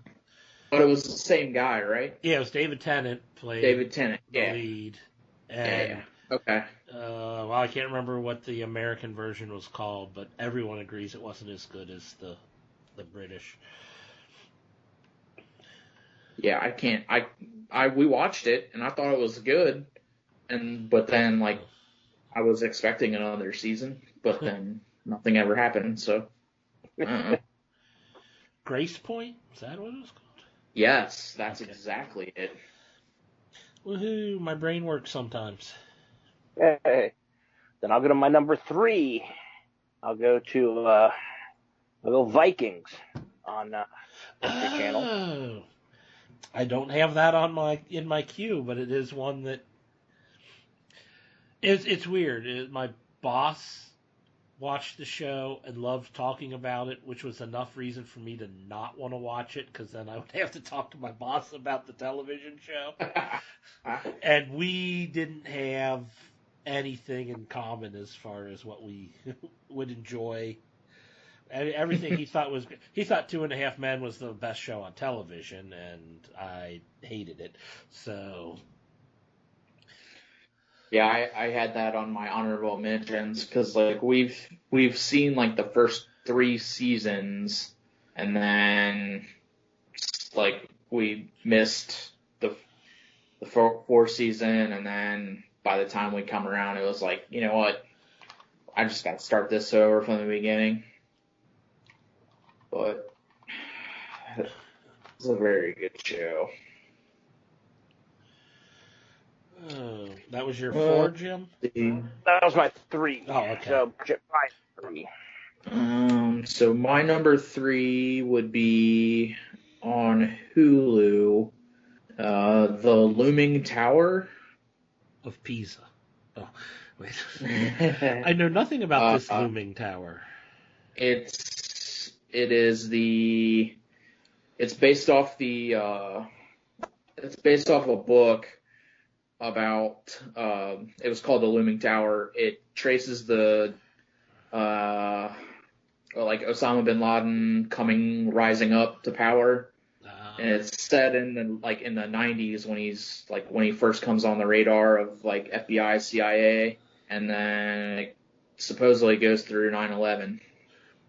Okay. But Jeff Daniels is the lead character in it. I started watching, like another one I saw the first episode. It's like, oh, this is awesome, and then just never got back to it. Sounds interesting.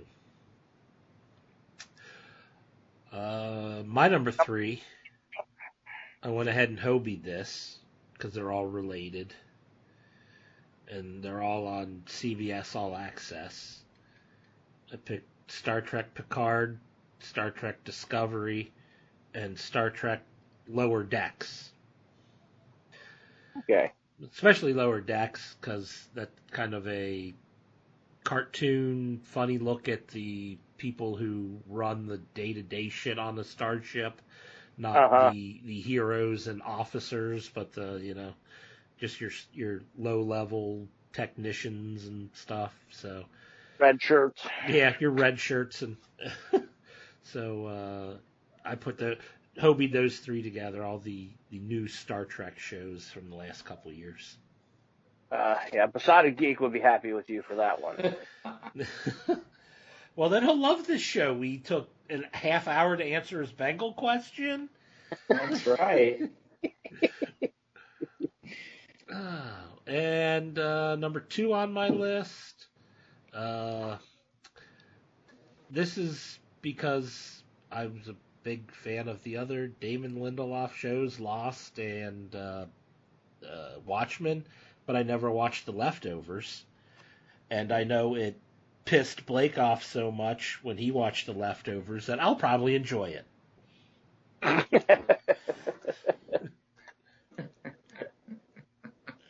So that's my number 2.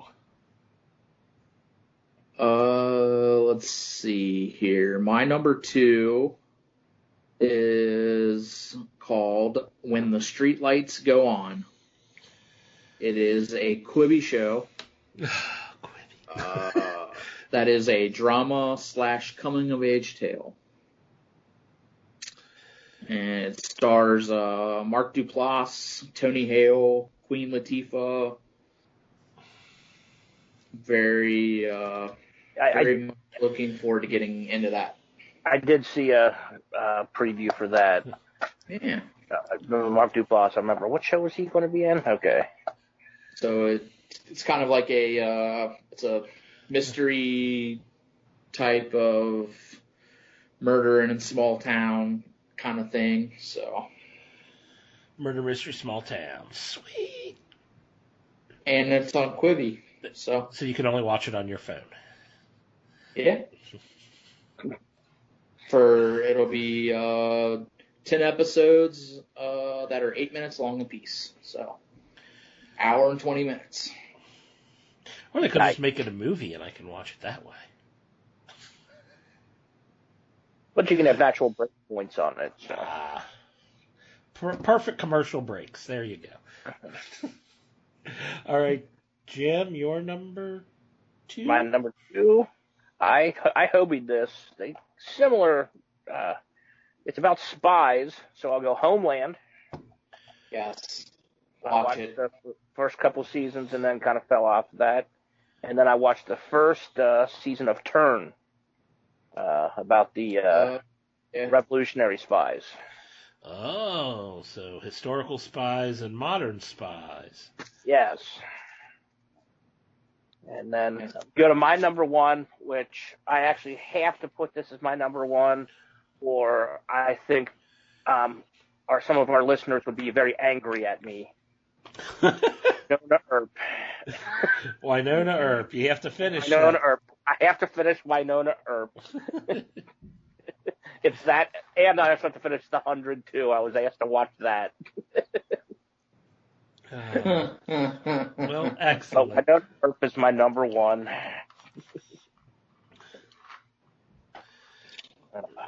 Well, this couldn't have, for my number 1, this couldn't have came at a better time because it just was released on Peacock. My number 1 is Mr. Mercedes. Okay, yeah. Is that a Stephen King? Okay. Stephen King that was on. It originally was only on the Audience Network on DirecTV. Yeah. Oh. On DirecTV, yeah. So it was only on that channel Audience, and it's now it just it just came to Peacock. So there's 2 seasons of it. So it's Brendan Gleeson plays like the main character in it.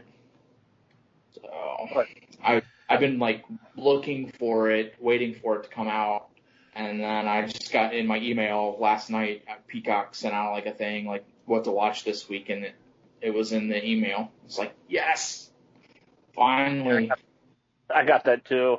I mean, again, that's another story that might have been in my top 5 last week. Other Stephen King adaptations. Yeah.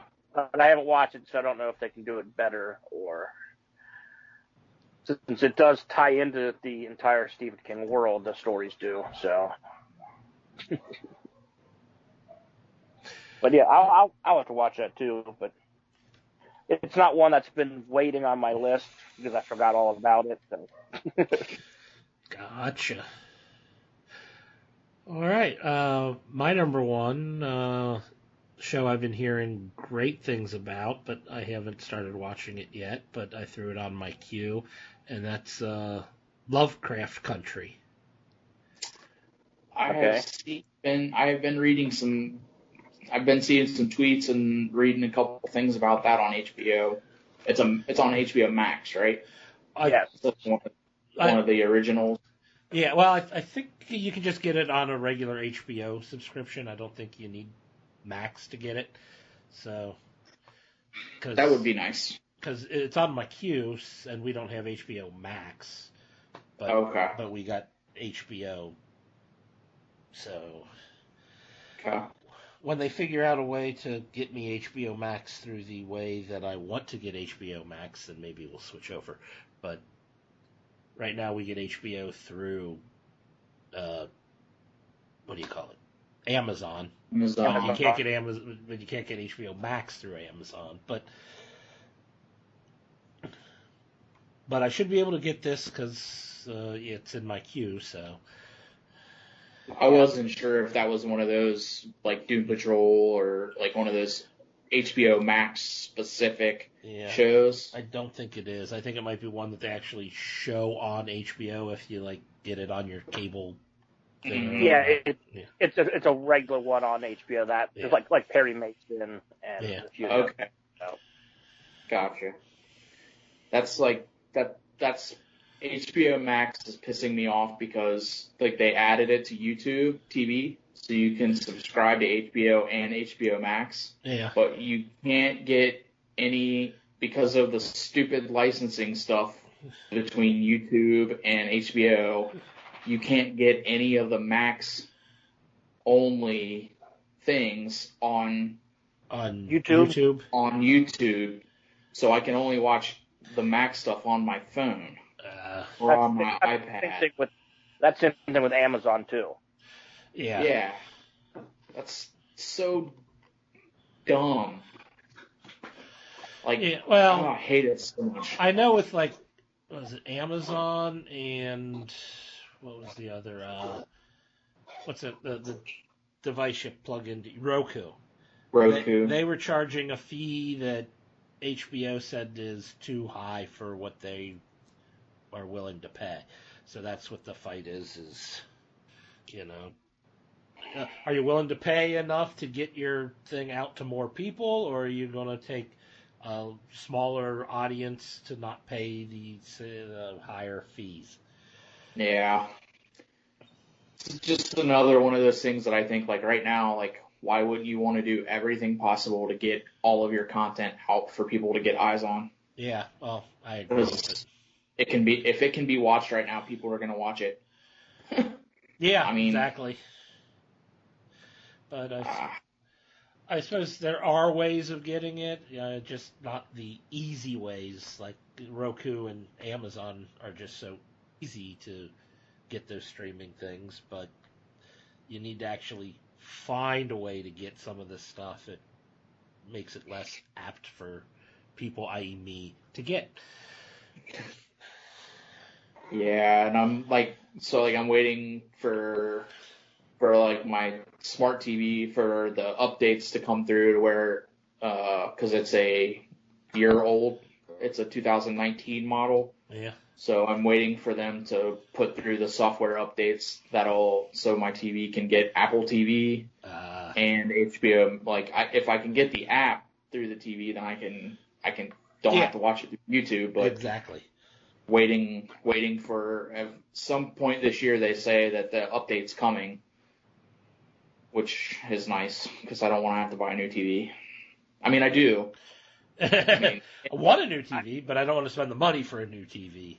Sure. We have like a 2017 TV downstairs that we have HBO Max on. Really? Yeah. Is it through the app store, or is it through like a Roku, or is it a Roku TV? It's a Roku TV. We got to the App Store. Well, I don't know. Like, I have an LG TV, so I don't even have a smart TV, so yeah. This is, I think, I don't even know which one that one is. Yeah. So I just don't understand. Like I said, it shouldn't be this difficult. No. Just put it out there. If you want it, they'll buy it. Nah, they won't. Just I don't want to have to jump. Like, I don't like with Quibi. I don't mind because it's usually like I usually watch it like at night, like while I'm going to bed or whatever, and it's like it's perfect because I can watch 2 episodes and then usually I fall asleep. So yeah.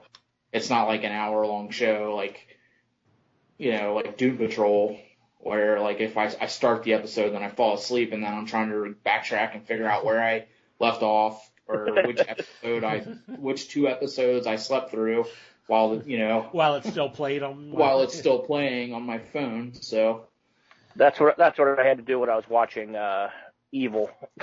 Yeah. I pretty much went to bed at 7:00 this morning. So. Oh jeez. Ooh. Oh well, I think that gets us to the end of our show.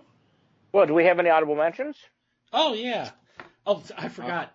Jason sent his. Oh yeah, that's right. I got Jason's list right here. It's Pompeii, Pompeii, Pompeii, Pompeii, and Pompeii. That's not on his streaming queue. I did say that his answers weren't going to get read because he wasn't on the show, but they are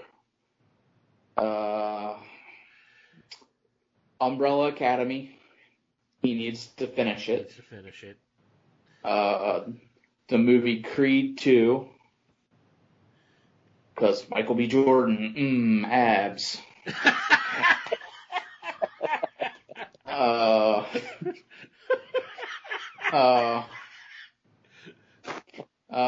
The new Unsolved Mysteries on Netflix. Star Trek Discovery. And Schitt's Creek. Those were his 5. And then his honorable mention is Westworld Season 3. Can't believe he hasn't watched that yet. Bad Jason. Westworld is on my honorable mentions list because we haven't seen any of it. We haven't started it yet, but we've been talking about it. I would recommend, especially the first season. So, yeah, I had that and Vikings on my honorable mentions. Yeah, Schitt's Creek should be on my honorable mention. I have watched, I think the first 2 episodes, and it's like, Keep going. Everyone claims it's so great, and I'm not seeing it yet. You've gotta go 4 or 5 episodes. You gotta get past the introduction of them into the town type thing. Yeah, you've got to get past who they were in their previous life and let it let the story keep bringing you into their new life. And because I was originally the same way, because I saw the previews and I'm like, nah, no thanks. And then Erica watched it and she's like, I'm telling you, you have to watch it. And I'm like, all right, fine. They're 30-minute episodes. I can do that. And within a day and a half, I watched the first 3 seasons. Oh, okay. So, and now it's one of my probably, I mean, it's a favorite sitcom. Well, Like, won all the Emmys this Yeah. year, so It did. So I highly recommend just keep going, and it'll eventually all come together, and you'll see. and I also had an honorable mention of Silicon Valley. That's funny. I recommend that. That's another one that everyone says is great and funny, and I like most of the actors in it. So I kind of want to see it and want to like it, but I just never got around to it. My two honorable mentions were Perry Mason and The Cabin with Burt Kirschner. Okay. Yeah, I saw some previews for that, and he's so hit or miss for me. Like, he can be like really obnoxious or really funny, and I don't know, and Which I'm one afraid you're to gonna watch get. it. Yeah, I'm afraid to watch it because if it's the obnoxious guy, then I'm like, oh man, I don't want to have to watch it. But I watched the first episode when his entire thing, it's him going to kind of reset himself, going to spend some time by himself in this cabin away from everything. Because, again, he's just going too hard with family and with work and everything, drinking, everything. So he told his wife he's going to go just alone time. And then in the first episode, it's him calling his wife, telling her he's making it a television show, and he's bringing people up there with him. oh, And she's pissed. okay. In fact, he's already here.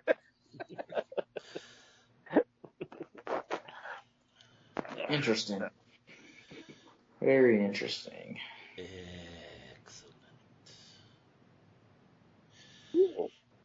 Excellent. I guess I do have another honorable mention before we go. People keep telling me about these Star Wars movies. Don't worry about it. I don't think I'm gonna get around to them, but I'm just gonna honorable mention them because I mean so many people recommended them. I'll only recommend episode 5 and 8. Okay. And you don't even have to watch them in any particular order. I'll recommend a couple of the standalones. Okay. Well, I'm not going to watch any of them, but thank you. Just so I know, in case something happens, and I ever do, but I won't. What if you were to come out of let's say in the morning, you come out of your bedroom into your living room, and there's somebody sleeping on your couch, and he has them on. Would you sit down and watch it with him? I mean, that's after the proposal is over. But yeah, I was going to say, if the proposal isn't on at the same time, then yeah. But I could always put Friday Night Lights on. Oh, yeah, good point. So. Or Rocky 4. Or Rocky 4. Hey, speaking of Sylvester Stallone, I wanted to throw this out there to the listeners. It was announced today by Sly himself on an Instagram Live that he is putting together a brand new five movie box set of all of the Rambo movies, all remastered into 4K. He did all the artwork himself for all the boxes. So if you can't find Mr. Belvedere and you find that instead, I will accept it. Just letting everyone know that. And if he does get it, I'm sure there's a good chance you could win a floppy. Yes, I can be bribed. And I fully expect to be. Coming into my second floppies. I do have Intern of the Year to defend. So. The fact that we haven't had any other interns should give you the inside track.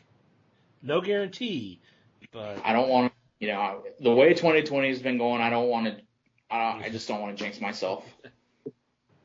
So.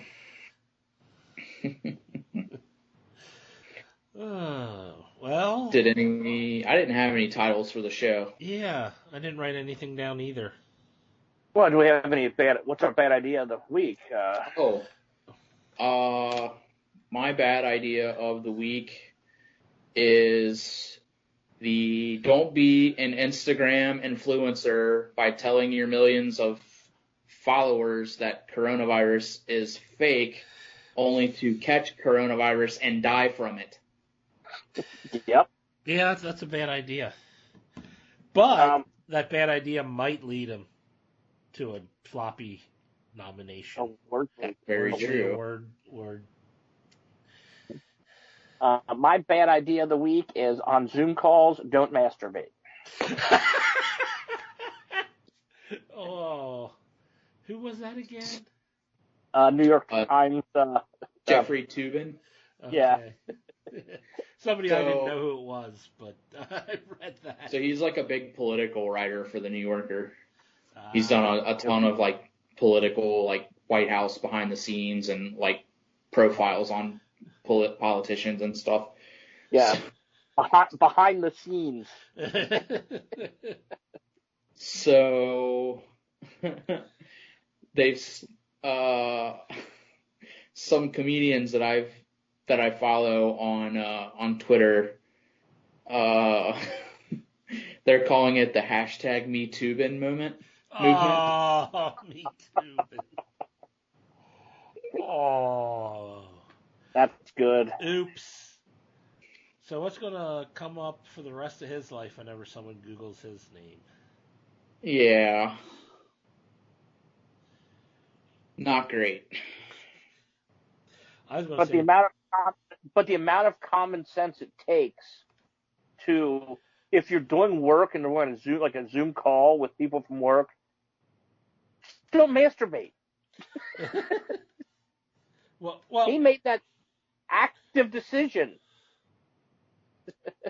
This is so very was he true. actually on a call while doing it, or was his thing just left open? So, they were doing an election simulated call, not a stimulated call, a simulated call. He misunderstood what they said. That's all. So what it was is that they were on the simulation call, like going through just like election night results and stuff like that, and then they had like split up into breakouts of different people that were like talking to like they were breaking off, and I guess they were originally so they were supposed to come back after they were done, and when they came back, he didn't turn his video off,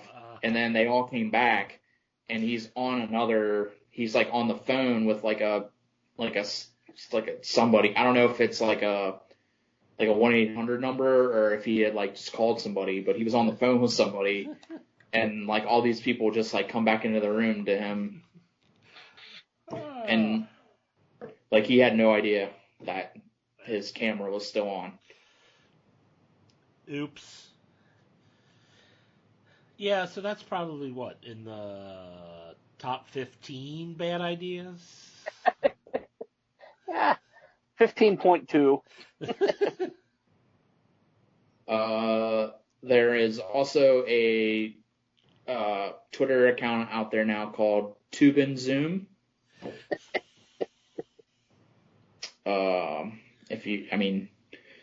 The parodies write themselves. Okay, now we can do episodes for the show. Titles. I hope you have some, Jim. I have from it wasn't actually said on the air, but it was on our thread. It says, my answer is on the podcast. Yes. That's strictly to Jason from Brian. We have commercial break. It's a Quibi show, and abs. That's one surefire way to know that Jason will listen. That's true.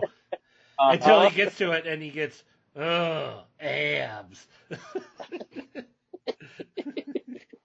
The only thing I have wrote down.